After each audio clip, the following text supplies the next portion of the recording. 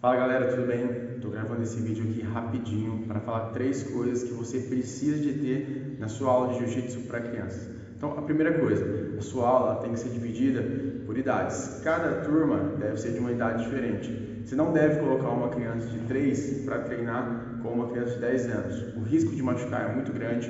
A aula, o jeito de você explicar para uma criança de 3 para uma criança de 10 é diferente. E fora que é desestimulante para uma criança de 3 treinar com uma criança de 10 e uma criança de 10 treinar com uma criança de 3. Essa é a primeira coisa que tem que ter na sua aula. Segunda coisa, você deve dividir, cada semana deve ter um objetivo, deve ter uma linha cronológica. Ou seja, numa semana você não pode passar montada, na outra você passar guarda X, guarda de la riva, guarda Z. Primeira coisa, você deve seguir uma linha, ou seja, a criança ela começa com a guarda fechada, da guarda fechada ela passa para passagem de guarda, na passagem de guarda ela começa a trabalhar os 100 kg e assim vai, deve ter toda uma ordem cronológica para você passar as suas posições. Terceira coisa que eu já meio que adiantei, a sua aula não pode ter posições complexas. Por exemplo, a gente vê muitas essas crianças de 3, 4, 5 nos Estados Unidos fazendo posições mirabolantes que nem nós, muitas vezes a gente tem que voltar o vídeo para ver o que a criança fez. Não, isso é um caso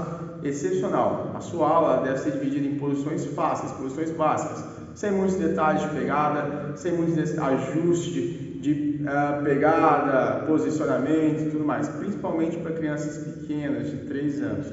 Quando a criança ela começa a ficar maior, atinge, sei lá, os seus 14, 13 anos, aí você começa a pôr mais detalhes de pegada, posicionamento, base, mas as suas posições não podem ser complexas. Se a posição for muito complexa, você não vai conseguir fazer com que a criança faça a posição, e se a criança não faz a posição, ela vai começar a se sentir desestimulada para ir para a sua aula, para ir para o seu treino, e assim você vai acabar perdendo um aluno que é um cliente que você poderia ter aí no mínimo 1 ano se ele fechar um plano anual com você.